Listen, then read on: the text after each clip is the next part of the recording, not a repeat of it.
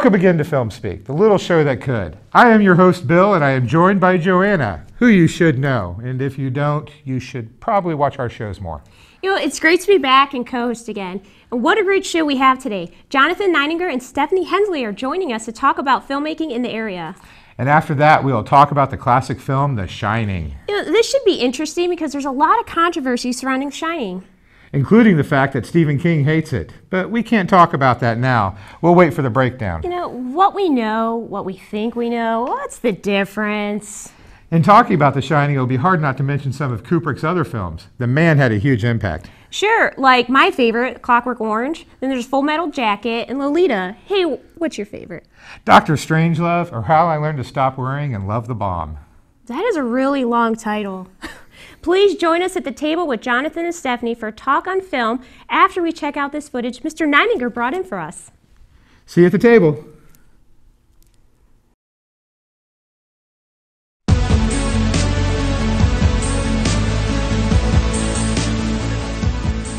Hi, I'm Jonathan Nininger, writer and director of the short film The Dormant Machine.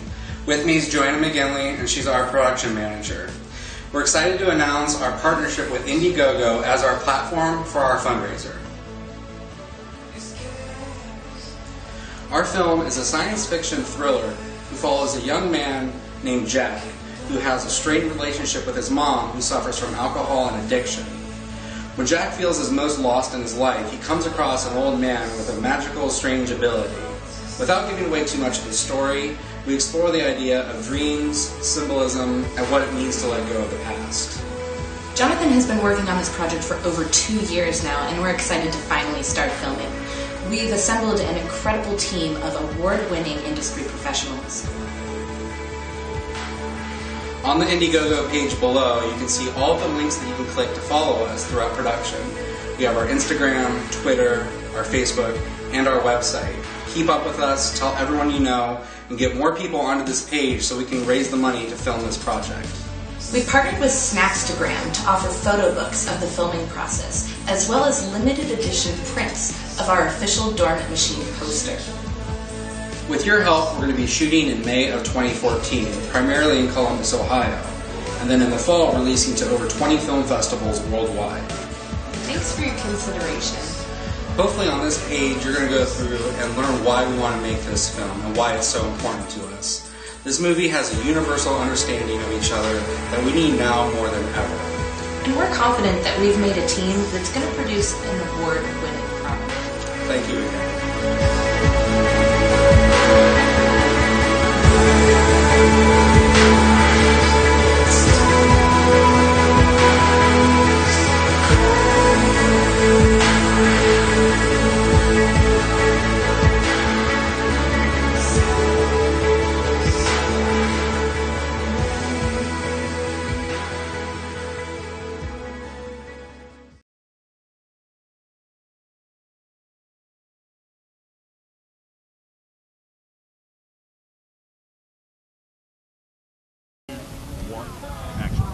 We're here at the premiere of The Architect of Chaos.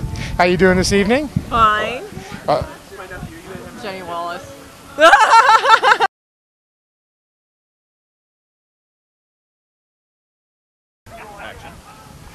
Here we are at the premiere of Architect of Chaos, talking with Jenny. She is an actress in the film. Yes, I am. Excellent. Did you do anything else for the movie? No, I just was the actress in the movie. I played Bonita Grisby. I get to kick some ass in it. What kind of character was she? She is, well, they kidnapped somebody and I kind of strong-arm them. You strong-arm the kidnapped victim. So, Yeah. you're a heavy. Yeah. Yeah, excellent. Yeah. A sexy heavy. Yeah. That is what we want to see in movies. Definitely. Now, did you do anything special to prepare for this film? Well, I was scared to death because I'd never done any kind of action stuff before. So it was all, I must say, our director, William Lee, showed me everything I did. Did he help you choreograph, like step Yeah. through and do everything really well? Yes, never did anything before, and I'm excited to see you kicking some butt then. Yeah. That's going to be fun. It was fun. It was a lot of fun. Now, do you have any other projects going on right now? Yes, I have another one called The Mime coming up, and it's, you know, your basic horror movie about a mime that's going around killing people. I hope he does it quietly. You know? Well, yeah, I guess he doesn't really speak, but then if a mime screams of the other people, disturb you. Does that answer the question? If a mime stabs somebody to death in the woods, does it make a sound? There you go. That's a good question. I guess we find out. We will find out when Yes, the movie we will. comes out. Yes. So be watching for Jenny and the Mime. Thank you. We're standing out here talking to James about the Architect of Chaos. How you doing tonight? Great, thank you. How are you? I'm doing very well. Now, what was your part in getting this production done? I play Lord Cain. I'm Satan's #1 assassin from hell. Oh, Satan's #1 guy. Now Yeah, I'm the bad guy. that sounds good. Say goodnight to the bad guy. That's it. The Excellent. bad Now, in preparing for this role, did you have to do anything special? Not really, actually. I used to be a police officer, so I can turn the bad on and off, and I was a deep cover agent for years and kind of use that. So this is the first time I actually got to play a bad guy and be a bad guy. I always play a cop or a politician, so this, It's nice to be able to expand like that. It is. It's a lot of fun. I know one of my favorite actors, Henry Fonda. My favorite role of his is Once Upon a Time in the Old West. It's the only time he played a bad guy. Yep. And he did it so well, it always blew my mind that he never did that again. I think I'm going to be stuck here the way this looks. I've been hearing a lot of comments about the previous show, We love to hate you, we're glad you died. That's the thing, I tell you, if you can be a character actor who fulfills a niche, that can be a lifetime's worth of employment right there. I mean, look at R. Lee Emery, the Master Sergeant. That has fulfilled his roles over the past 20 years. Oh, yeah. Now, do you have any other projects coming up? Yes, actually, I'm in Article 17, which is a TV pilot. I play a police chief. I also am going to be in Sacred Blue by William Moyer. I play a politician in that one. And then there's a new horror movie called The Mime, written by Raz T. Slasher and Bobby Henry, and I play the city police chief in that. So you do get the police chief a lot. Yeah, I play the police a lot. Just the mustache, I think.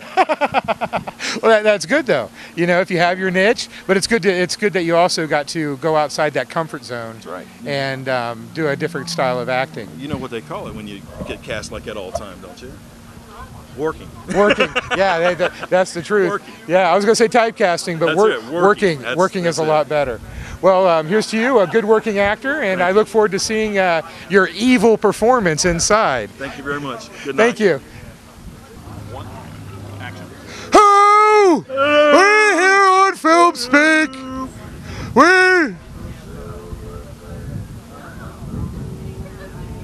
Hello. Oh! My brain hurts. My brain hurts. We're standing out here at the Architect of Chaos premiere talking to Cannon, having a good time. How are you doing this evening, sir? So far, so good. Now, what part do you play in this excellent film? I play a cringer. He's an evil dude, and he's got like an army of clones. There are more than one of you in this? I lost count. How many? There's a bunch. I am already terrified. Yeah. And I haven't even seen the film yet. Yeah. But apparently, my character gets to kill a lot of people. You get to kill a lot of people. And apparently, if there's more than one of you, you get to die a lot too then. A couple of times. You see, that is awesome. he doesn't get just one good death. He gets more than one. It's kind of greedy, actually. But I didn't write this part. I just showed up.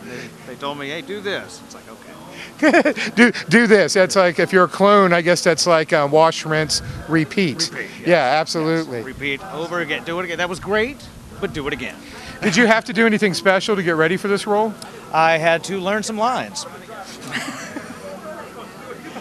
And then recite them. Yeah, that was the part I struggled with the most. I tend to do okay with the action stuff. I got my ass beat a few times, and I think it turned out well. Well, it is always good if you get your butt beat well. Yeah. And have a couple of good deaths, and then slaughter many people. As many as possible. That is excellent. Well, thank you very much, sir. Thank you. And we shall see you inside for the film. Absolutely.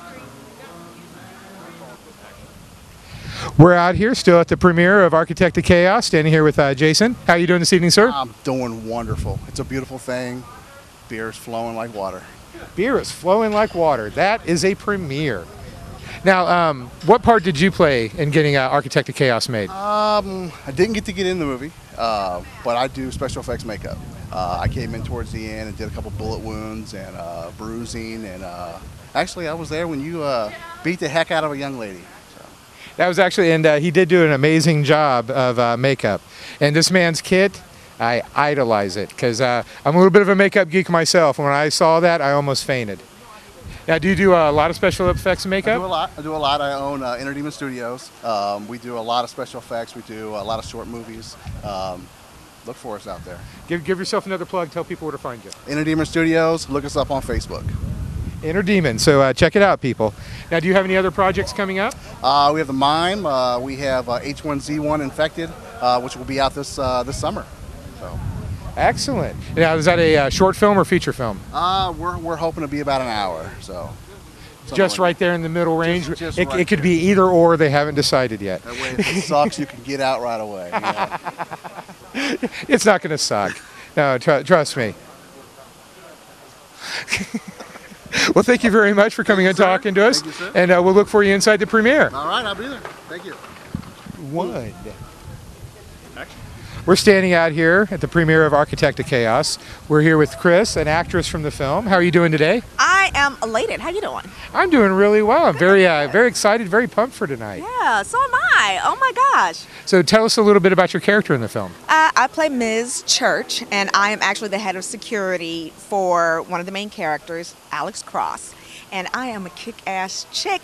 I have peons, I have guys, and I say, do this, do that, shoot them, kill that, you know, and it's really great. I'm supposed to be the right-hand man / woman, and there's a little twist in it. So, you know, Nice. I'm excited about that. I have not played a bad girl before, so. So this is kind of a new experience for you. Yeah, I have a gun and everything, and I shoot people, yeah.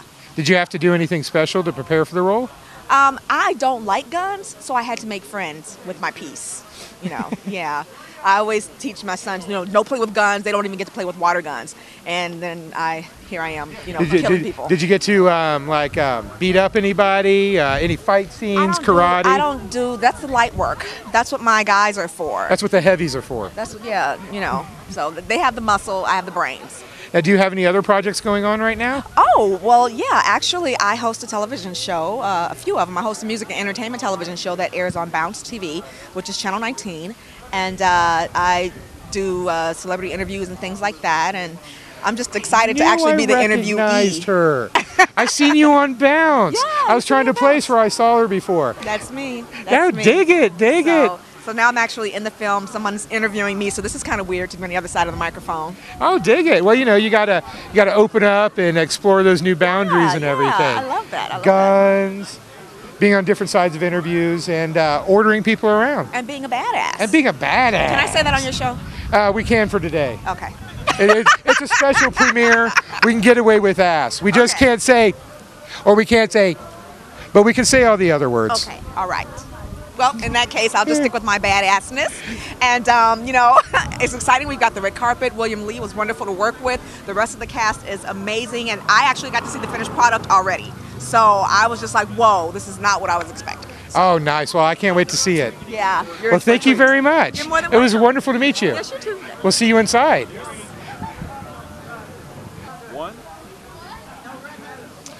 We're out here at the premiere of Architect of Chaos talking to Dale. Now, you were an actor in the film? Yes, I play Alex Cross, the international art thief, kind of between James Bond and Laura Croft. Oh, wow. And maybe a little bit of the Thomas Crown affair thrown in there. Just a tad bit, yes, most definitely. My character, he kind of goes through some emotional turmoil with money and the right to do to save the world. Let's put it that way. Which way to go? So he has kind of like you don't know if he's a good guy or a bad guy, and he doesn't neither. Well, dig it. That's the anti-hero. That's one of my That's right. favorite type of characters that you can play. Yeah, at every corner you think he doesn't know what he's doing, but then he turns out and he's like, is he a mad genius or is he just freaking crazy? A little bit of both. A little bit of both. Both. Did you do anything special to prepare for this role? You know what? It took about 2 years to do the role. Best thing was the diet. You know, you do a couple films at the same time, so trying to be the same size in this one and the same size in the other one, sometimes you get them messed up and you're different size. Especially over a period of 2 years. 2 years, yeah. But from what I've heard, the people saying that they've saw it and they've really liked it, so it should turn out really well. Yeah, I haven't seen it yet either. I'm very excited to get in there and check this out. Most definitely. Well, excellent. I'll be looking for you in there. Thank you very much. Thanks for coming and talking to us. All right, have a good one. And we're back here with Angela. She is an actress who is in The Architect of Chaos. How are you doing this evening? Wonderful, thank you. Have you been able to see the film yet? No, tonight's the first night. Yeah, me too. I'm kind of excited about it. Yes. Now, what role do you play in the film? I am Arius, so I am a love interest in the film. You're the romantic interest. I am. So no kicking butt for you? A little. You get to kick butt a little bit? Maybe. See, that's always exciting. Well, you know, you got to expand your horizons, do new things. Yes. And you know, if that is whipping somebody, then so be it. That's right, exactly. Now, did you do anything special to prepare for your role in this movie? Possibly. You'll have to see. Ooh, the mystery. It's a very good. Do you have any other projects going on right now? I do. I am actually working on something coming up, so it should come out here probably within the next 2 years. So keep your eyes out. Yes. Thank you very much for coming and talking to us. Nice to meet you. I'm standing out here with Tommy and Steve. Yep. Excellent. Anybody who knows me knows I'm horrible with names, so 10 points for Bill. That's all right, Jim. And you are? Tommy. I'm Tommy. This is Steve. Yeah. This is Daryl. This is my other brother Daryl. Now you guys are both in the movie? Yes. What parts do you gentlemen play? I play an Australian guy who is a killer. I'm a killer in this film. So you're a killer Australian? Yes, I'm a killer Australian, mate. Excellent, excellent. And you, sir? Killer. I play this hippie named Mellow Fellow. Have a wig and a vest, and I'm a machine gun. I'm shooting at demons. And he's got a full-on beard too. There's actually a beard. Yeah, it's a real beard. He cut it for the. Nice. He cut it for film speak because you asked him to. That's right. He just cut it. Yeah, I shaved it on the way. Yep. It was depressing. Highway shaving. He cried a little bit, but. It's a hippie machine gun shooting demon hippie. Shooting. Demon shooting hippie. Demon shooting. Yeah, we got to see this. This is going to be awesome. And if I'm correct, I got to play an extra, and I got to be a demon, and he got to shoot me. Bam! Wow, so that's even better. Now, did you guys do anything special to prepare for this roles? No, I didn't. Took some shots. Took some shots, you know, that's about to get in character, you know. We're in Kentucky. Bourbon never hurts.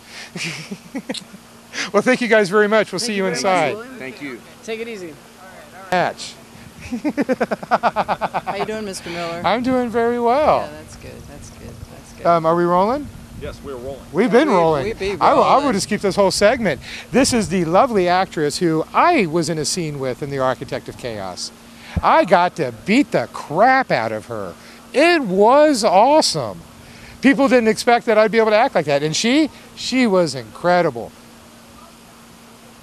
Are you working on any other projects? I am. I was in a nice Christian film just recently, Act of Contrition, another AOC film, actually. Oh, wow, that's a trend. What about you? I am currently working on a film that I wrote and directed called Will to Live. Oh, cool. Half-hour drama with zombies.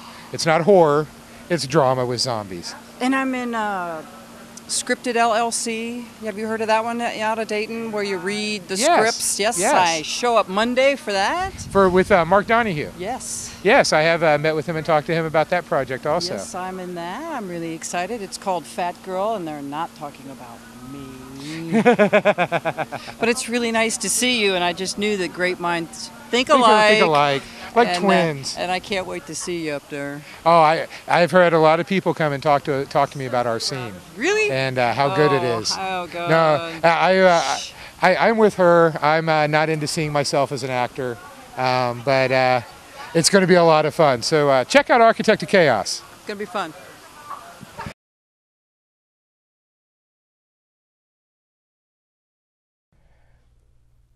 Hi, welcome back to Film Speak. We're sitting here talking with Stephanie and Jonathan about what they have going on in the area and their opinions in the local arts and filmmaking. How are you guys doing today? Pretty good. How are you guys? Good.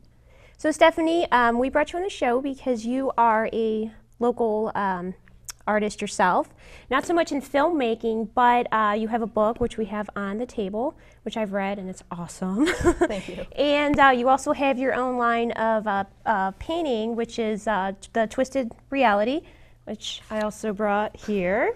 My awesome Gambit picture she made for me. I'll sign an autograph for you later. Yay! I feel like I have a fan with you. Woo!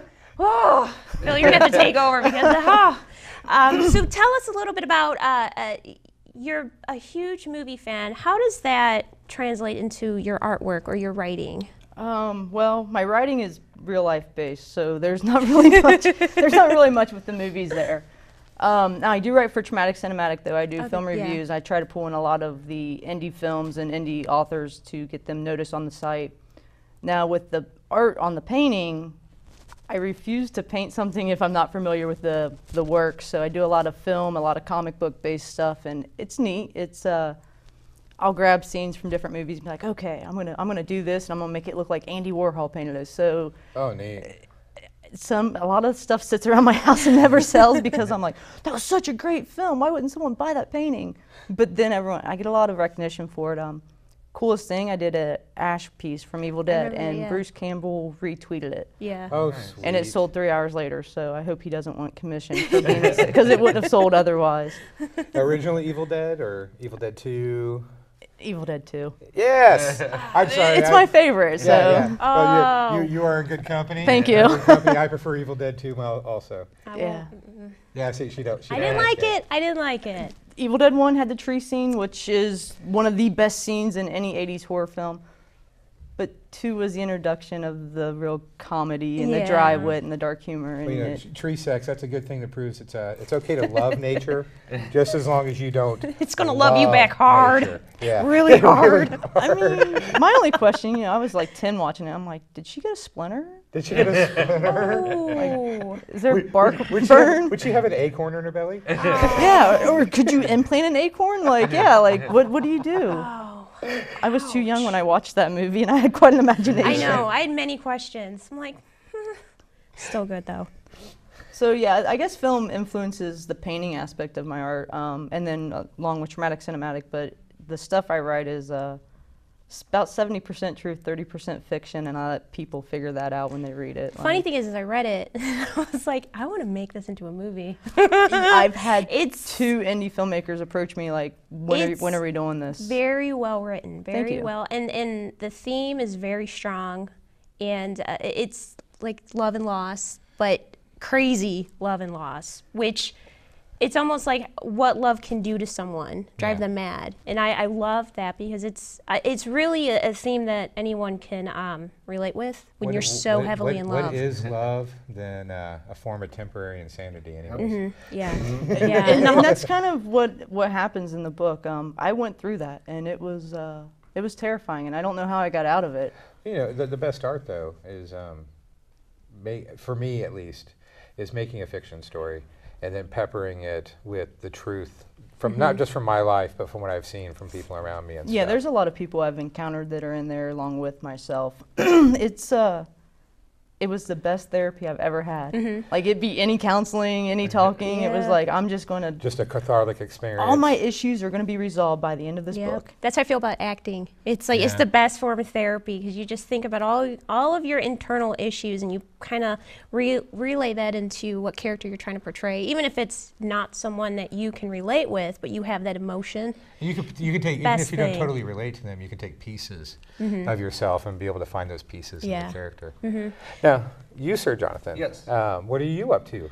Right now, I'm working on a short film. It's called The Dormant Machine, and we are filming in June. It's a short, basically, that kind of has a blend of a few different genres. It taps into horror a lot because it takes place basically inside of people's nightmares. And so we get to explore, the different types of nightmares. And I've been, asking just everyone I know, like, what are some recurring nightmares that you've had before? And, a lot of people are, dying or drowning, heights, talking in front of rooms full of people type of thing. So we also kind of go into a comedic area at some point. So it doesn't stick to one particular genre at all. And so we're just working hard on writing it and finishing it up and getting ready to shoot it. Now, is that a feature film? Or It's going to be a short. A short film? Yeah. Awesome. It was originally going to be around 16 minutes. I had written out this story that was a little more cliched and a lot darker, and one day I kind of looked at it and I wasn't real happy with where the story had gone. And it follows a character who is basically the Sandman, the guy who goes into your dreams and into your nightmares. And originally, it was about a character that he meets and how it kind of turns into a job that he passes on to another person. Oh. And I was really excited about that until it felt so forced. Yeah. And I felt I was missing the best parts of the character, the Sandman guy. I wanted to know more about him, and I wasn't exploring that enough in the film. And I thought, well, what if he just goes to the office and has like a day job, but his day job is going into people's nightmares. Yeah. Yeah.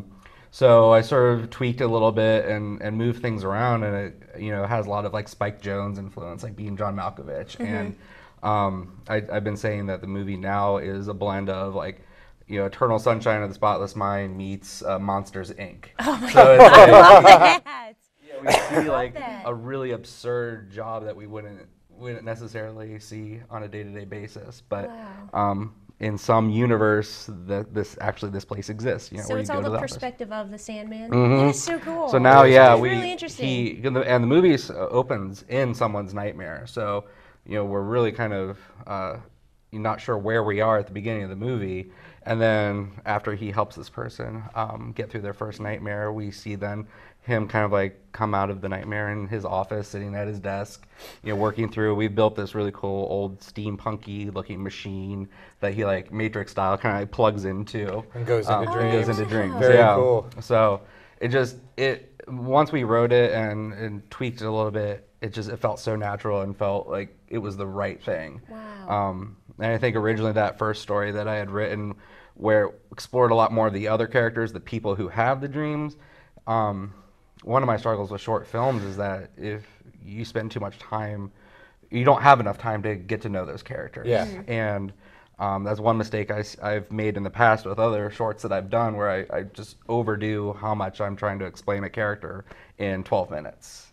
And I find audiences they need a little bit more time to get to know somebody. Yeah. Mm-hmm. So instead of trying to get to know those characters, we kind of switch it around and get to know a story a little bit instead. Yeah. Yeah. Oh, that's really a great way to think of it. Yeah. Really, it is. And plus evolving a story like that, because your gut instinct is going to tell you. Right. If you write something and you like it, but there's just that little like itch at the back of your brain. Exactly. That's telling you it's not quite there Yeah, yet. and I couldn't put my finger on it, what it was that it wasn't right. It wasn't me all the way. I love that you used Internal Sunshine. Eternal Sunshine. Yeah. That's one of my favorite love stories of all time. Absolutely, yeah.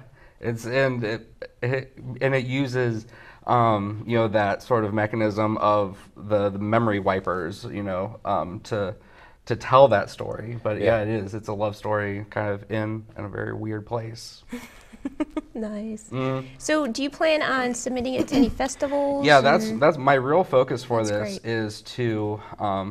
I've been really wanting to get those little leaves next to my name, to be an official selection or to be a winner, as a director and a writer, because for me, I'm trying to figure out my path on how do I get that big budget that I want for my feature. Well, short films are great. Right. To use Yeah, for that, and using it sort of as like a calling card, get my name out there. And luckily, one of the associate producers on the film has a nice little connection in a couple different festivals that we're going to look at trying to get into, and hopefully get those leaves next to my name as a official winner director. Excellent. Awesome. It is the steps to take. I know with our short film that we're planning on Will to Live. We're planning on entering it into competitions, but it's not just about the calling card and getting recognition. It's because we want to use it to springboard to try to do features. Yeah. Because if you're not trying to do features, then you're just jerking off. Right. Yeah. Well, There's and nothing wrong with that either. Though. Fun is fun. It's a good hard exercise. It keeps you limber. You'll have good cardio at the end of the day. Yeah. Well, I was on IMDb the other day actually looking up Spike Jonze, and every other movie he still does shorts, and I was really surprised to see you know, all these movies that I hadn't seen of his. I was like, what is this? You know, it said director, and then it had a little short next to it. So it's neat to see that, you know, even once you make it, there are still stories that just exist in the short world that even a famous director would want. When he won for Her, I celebrated by watching a bunch of old Beastie Boys videos. There you go. That's appropriate. That's appropriate. appropriate. So many levels of appropriate. Well, you know, he directed. That's where he got his start. What You Want. David Fincher did the same thing. Yeah. Yeah.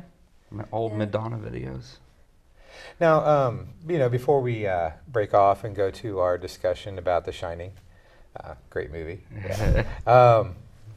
What are some of your like other artists, big influences and stuff that you go to when you need inspiration, Stephanie? I would have never published if it wasn't for Kevin Strange. He's a small guy out of St. Louis who owns his own production company. He does film and he does books also. He got a hold of me and we were talking. He was like, when you're ready, do it. He's like, just do it. And he's like, here's what you need to do. And he writes a little more intense as far as graphic, raw material than I do. I'm very erotic with Jesus and cowboys and such things. Almost like pulp. Wow. Worse. Worse than pulp. But they're fun reads.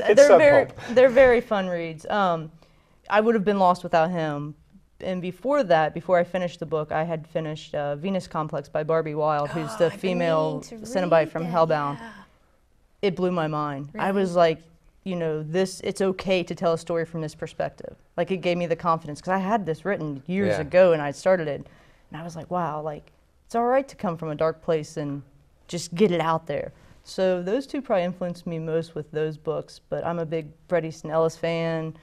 Fight Club Chuck. Yeah. I love Chuck. I strayed away from a lot of the horror authors unless they're independent and smaller. Nick Vince from Hellraiser, he's got some great shorts out there, so I follow his work. Brian Keene, I read him before anyone knew who he was, and he's just a guy out of Kentucky who writes some great horror. But yeah, I like Dickens. I like Shakespeare. Shakespeare. I read Bronte. I'm a reader. I read everything and anything. Are you into Lovecraft? I am. I got into Lovecraft before I could understand Lovecraft, so it was discouraging at first, but I've gone back and revisited it. And I got into Lovecraft because I was reading Salem's Lot in 1984, and my English teacher walked by, grabbed the book out of my hand, looked at it, whacked me across the head with it, and said, he rips off H.P. Lovecraft. Read that instead if you're going to read it in class. I could see that. Like, I could see that. But, I mean, that's kind of with any writer, though. You pick and pull. Well, with filmmaking also. You pull what you love and what you admire, and you kind of mold multiple pieces like a Play-Doh together to have your own creation. Scorsese said it best. Watch the masters and steal from them. Absolutely. Yep. Absolutely. And basically the same question for you, Jonathan. When it comes to, it sort of depends what mood I'm in. If I'm in director mode, I absolutely love Coen Brothers and Fincher. Love Aronofsky's work. Yeah. I love The Fountain. I get crap all the time because how much I love The Fountain. People just hate that movie for some reason, but I think that's a beautiful love story. It's because small minds can't get their heads around it. There you go. I should start using that. Put it on a t-shirt. Right. When I'm in writer's mode, I love Planiak. I mean, Chuck is just the best. And Philip K. Dick as well. So. I can see Philip K. Dick with what you talked about. Right, the project right. being. Like, it makes sense now. Right, yeah. He's I mean, he has so much stuff that we don't even realize he has influenced all the, not just from movies, but from science fiction, the world. Yeah. Now, before we break off and go to talking about The Shining, I want to give you guys a quick second to pimp yourselves, tell people where they can find you, find out more about you. Stephanie? My number's on bathroom walls. I have a day job, so I do most of my advertising and stuff on Facebook, and you can even look up Stephanie Hensley on Facebook or Twisted Reality by Stephanie Hensley on Facebook. And you can read the article she wrote about me on yes, that's Dramatic Cinematic. Right. There, he'll plug me. There you go. For my current film, thedormantmachine.com, or my production company, whiskeytentfilms.com. Excellent. Check them out, please. These are some talented people working hard in the area to keep independent art in Ohio. Absolutely. So would you have anything else to say? I'm ready for The Shining. She is ready for The Shining. Let's do this. Next we'll do The Shining. Red rum.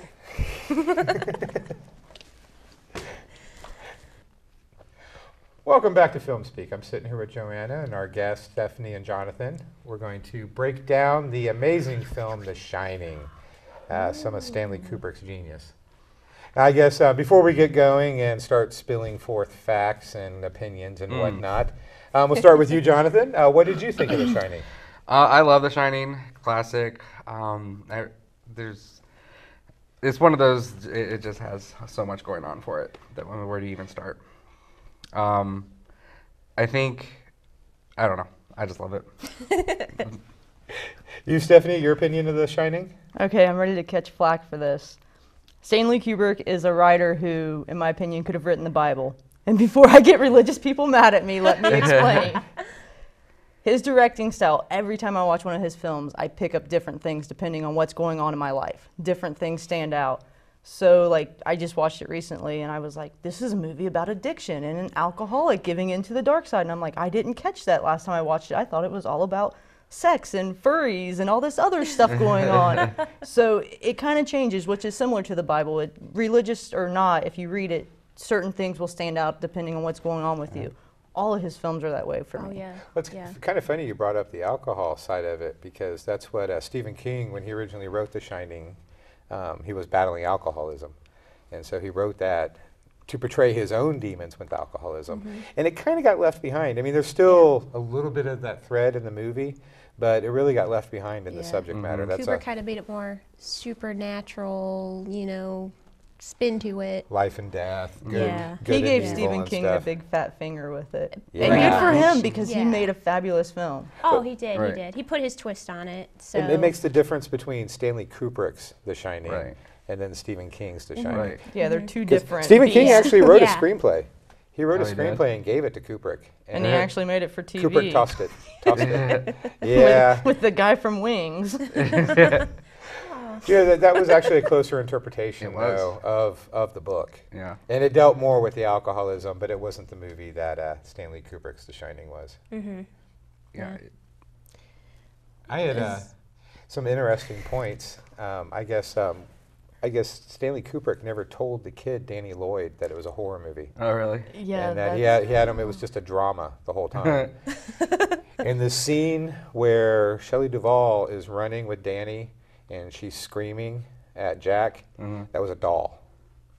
She's holding a doll because Kubrick didn't want the boy exposed to that much type of tension. I heard it was and because stuff her like that. 60-pound body couldn't carry a child.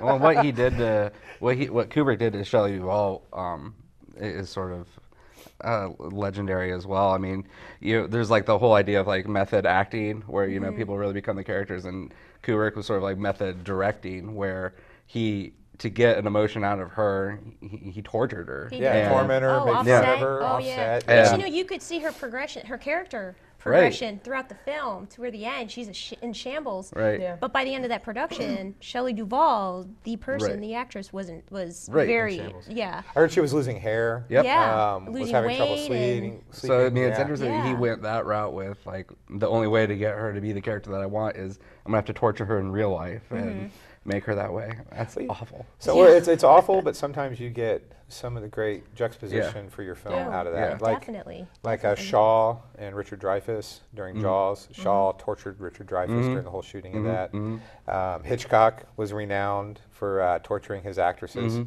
to get what he wanted, like Janet Leigh and Psycho and Tippi Hedren and The Birds. Yeah, absolutely renowned for the torment that he put those women through, but it's to get the shot. Right. You know, if you're a director and you want that shot, you're going to do what it takes to be able to get the shot. Well, I mean, I struggled with that as a director with actors, is getting it to the point where it feels natural, because when you watch a good movie, it's just you're not going to feel like you're watching an actor. It just looks like it happens. And everyone works differently and responds differently and takes direction differently. And so what I might say to you to get an emotion might not be the same thing I would say to you. So finding out what works for that particular person to get it out of them, and apparently torturing Shelley Duvall was one of those things. It worked. Yeah. It worked. She did. As a director, I will never put my actors through anything that I wouldn't put myself through. Yeah. That being said, That's probably scary for your actors. I have currently shaved my head for a role, taken tackles, beat downs, because I will do whatever it takes to get the shot. But I only expect the same thing out of my other people. Right. You know. I will do the same. And I know she will do the same too. There's been days where I go upset and I'm just, oh my, I hurt.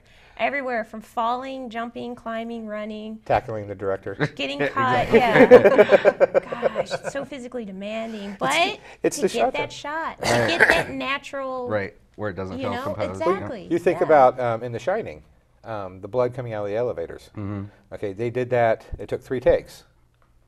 Each take took 9 days to set up. Wow. So yeah, just to get that one scene, set up for 9 days, fill it all up, shoot it. That wasn't just right. The blood was too runny. Set up 9 days, set it all up, shoot it. No, it was too thick this time. You know, it's Have you ever crazy. Wondered why the doors don't open? Oh, to let the blood out? Yeah, I've ever since the first time I've seen it, I was like, why didn't it open and let the blood out that way? Like, why is it coming from around the doors? Hey, from a symbolic point of view, I think it might be that no matter how hard you try to keep things back, they always come out. Or someone just didn't press the door. There was a technical error. The door just wouldn't open. Well, it just wouldn't open. Like, that's a production value. Please, I will have to edit that one out. Well, I mean, as a logistically though, you think the amount of blood they would have had to fill up the elevator with to come out properly. Like, I would just say no thanks. I'm not working on that film anymore. No, I mean, because you're talking about square. I mean, it worked, and it worked beautifully for the film, and the shot Yeah. is amazing. But I was always like, I was watching it, and I was like, you expect, like the doors open and something just come out. I would have cheated. I would have done it as a miniature. Yeah. I really would have. Right. I mean, I would have wanted the shot, but I would have used a microscopic lens and shot it as a miniature. Yeah. And then 9 days to set up. Screw that. Right. Yeah. What's interesting about the film, I've seen it when I was little. I watched it because my parents were awesome. Thank you, Mom and Dad. It was a horror film. Scary, scary ghosts, still, blood. But now that I'm making films, I kind of look at the technical aspect more, the camera, like how they frame, how they shoot, the lighting, the coloring. And I actually looked on IMDb, and it was one of the first films of that time to use Steadicam. Yep. Yeah. Yep. And I was like, oh, like it kind of like made me, kind of go back and look through it to see the Steadicam shots. And it's really cool because you can get like within an inch of like a wall, and just the way it moves. The helicopter shots from the beginning. They had a helicopter. They stabilized the blades, and then that's all. Even when it flies up to the truck, the back of the car like this, and goes over and over the top, that was all a Steadicam on the bottom of a helicopter. Wow. And that same footage was used in Blade Runner. Yeah, I just read that this week. At the end, which is just awesome. 2 of my favorite movies. Put together. And we could tie in a third one, the soundstage that The Shining was shot at. Oh, that's right. Yeah. Was used to shoot Empire Strikes Back. There you go. So, Why do you think Kubrick made a lot of his films over in Because he's a limey. Really? Yeah.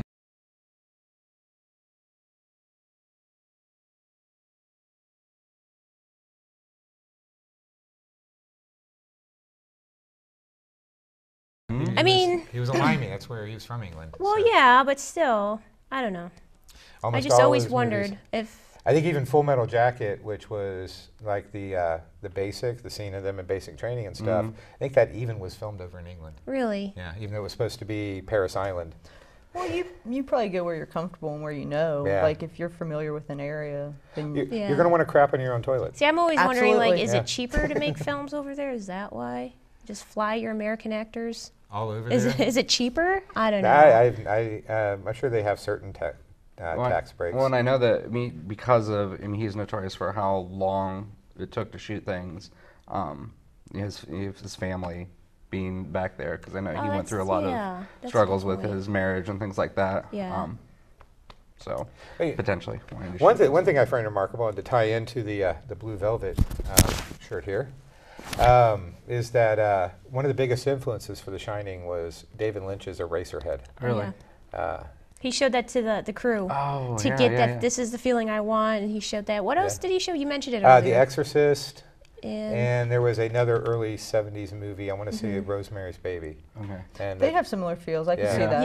Yeah. He would have the whole cast crew, everybody, before they would film, you know, watch these movies. It would set a mood for sure. Definitely. Definitely. I love Rosemary's Baby. Yeah. I didn't check out the miniseries. No, I won't. I've not watched it. I'm not doing it because this is going to ruin it for me, so I don't want to do that. Ye of little faith. It'll just be one other part of my life, put over a pinball machine and rape like Jodie Foster and The Accused. Oh, you went there. You went there. I thought it was interesting that Jack Nicholson would basically refuse to memorize his lines early in the day because he knew by the time they were going to shoot it, Kubrick would have changed the script. I mean, and as a director myself, you know, I kind of went through that last month or so when I was changing a lot of my own script. I was like, everyone's going to be mad at me. Everyone's going to hate the fact that I'm changing all of this, and you know. And then I read that, and I'm like, oh, well, now I don't feel so bad. You know? Screw my actors. You take like the scene with him hacking through the door. They went through 60 doors in 3 days. Yeah. Yeah, well, Nicholson was, he used to be, not a fireman, but like... room clearer. Like he used to be... Smoke clearers or whatever they call them. So he had the whole training of breaking through doors, and they didn't realize that. So they had to build special doors for him because he'd hack through it in like one. And the Here's Johnny and the Three Little Pigs lines were all improv. All improv. Everybody thinks that the Here's Johnny thing is about Johnny Carson. Yeah, the Ed McMahon line. The Ed McMahon line, and it's not. It's an homage to Johnny Cash. Oh. Johnny Cash was partying. That makes way more sense. He was partying. He was partying in a hotel room. Way more sense. Johnny Cash was partying in a hotel room, and couldn't get the door open that went in between two rooms. So he just grabbed a fire axe and cut the door out. There you go. And so that's suspect, they say, where that line probably comes from. Way more sense than Johnny Carson. I kind of appreciate that scene more now. I really want to bust through a door now and just do it. Just to Here's be like, Johnny! Yeah, Johnny Cash did it. Like, that's punk rock. Yeah, very it's punk acceptable. rock. Well, you know, going back to The Shining real quick, I know we're going to be wrapping up. Talking about Kubrick and influences, one thing is like the numbers, the numerology and everything that he had in the movie. You can watch a documentary movie called Room 237. It's worth checking out. It has a lot of the hidden meanings that Kubrick supposedly was putting in The Shining. That was one of the craziest documentaries I've ever seen. Wasn't it though? It was wild. The theories that people came up with was mind-blowing. Really? I was like, wow, that was really reaching, but now I see it. Yeah. Well, you know, so some stuff, when I listen to people's theories, I'm like, wow, I can kind of see that. And then people say other stuff, and I'm like, wow, you are just really in the head, aren't you? Right. Yeah. Well, I mean, like, some of the symbolism they talked in there about, you know, like the Indians and things like that, the Native Americans. It's like, okay, I could kind of buy into that, but then when you start kind of getting off into the moon landing and Kubrick, you know, having some influence in that. That was my like, favorite part. I was like, if anyone could have done the moon landing, it was Kubrick. Like, he did it. Right. Have you ever noticed that the color red is in the missing scene of every shot? Oh, no, I didn't. Every shot in the movie has the color red in it. Whether it's a small, slight hint that you have to search to find, or if it's a direct color, every scene had red in it. That was probably not done on purpose. It was just... you know, it was random. Random. And you know, the whole Overlook Hotel, the interior was all built inside a soundstage. Yeah. That's crazy to think. Including I'm still thinking about the color red. I'm like, was there red in the bathroom? Yeah, like, that's the scene I keep going back to. Like, well, you had the all red bathroom when he spills the drink on himself, and then I'm thinking of like, and Floyd comes in. The bathroom. The bathroom scene. You know, I mean, they picked the hotel, the real hotel, didn't want them to use, what was it, the number 217? 217. Room number, and that's why they picked 237. And now it's like the most famous, or it's like the most requested room. Yeah. Yeah. Well, you know, the interior was made up of, Kubrick sent people all over the country taking pictures of the inside of hotels. And he'd be like, I want the lobby to look like this room, I want the bathroom to look like this room, and this room to be that room. And so it was really this hodgepodge of different hotel influences, especially that red bathroom with Floyd. That is based on a Lloyd Wright. What's that? Edgar Lloyd Wright, the famous... Frank Lloyd Wright? Frank Lloyd Wright, thank you. That's based on one of his designs. Oh, wow. Bathrooms and stuff, which is really neat that they fit that in there. I want a budget just to build my own... I want a budget. I don't care if we film. I just want to like take pieces of like buildings that I like and just... I'm getting tired of Yeah. well, no, it's okay. I'll still make movies for nothing. Right. We'll keep doing it Because no it's matter what. fun. It's because I have no choice. Really, it is I fun. can't do anything else. Hey, it only takes one movie made for nothing to like get noticed. That's Yeah. Yeah. I got in an argument with a filmmaker once because he was like, a movie's only going to be successful if you put money into it. You got to put over $100,000. And I was like, oh, well, let me see. Clerks, Eraserhead. Napoleon Dynamite. They Napoleon didn't make Dy- that on much, and it was. That was made for $250,000. Was it? Yeah. I But thought. that's still I thought it a was small. They went cheap, through a lot of though. chapstick. That's still considered a micro budget for a film. Right. Slackers, which was done love for absolute Slackers. cheap. Yeah, Slackers, great movie. It's been a while. Blair Witch. Yeah, I'm making my list. Linklater. You're gonna go home and watch all these movies. I am. That's what happens. We That's what have a do. bad influence. It's like peer pressure. You know, instead It's of the bad instead of influence. drugs, it's films. That's all right. It's all right. It's. I mean, that's okay. I'll be like. I got this copy of Barton. He's got a trench coat and he just opens. Call my mom and dad and be like, I hung out with a pusher today. He just wouldn't stop. He's making me watch Slackers. You got that director's cut that I was looking for? I wonder what the commentary, man. Well, thank you very much, guys. Is there any final comments anybody like to make on The Shining? No. Joanna? My I lovely liked co-host. it. I liked it. I do. She says she likes it better than Evil Dead 2. We're bringing that up Oh. again. Yeah. Yeah. I'm pretty sure I have some haters out there. There's hate mail. I've just been sorry, I just didn't- intercepting it for you. I didn't like it. Why didn't you like it?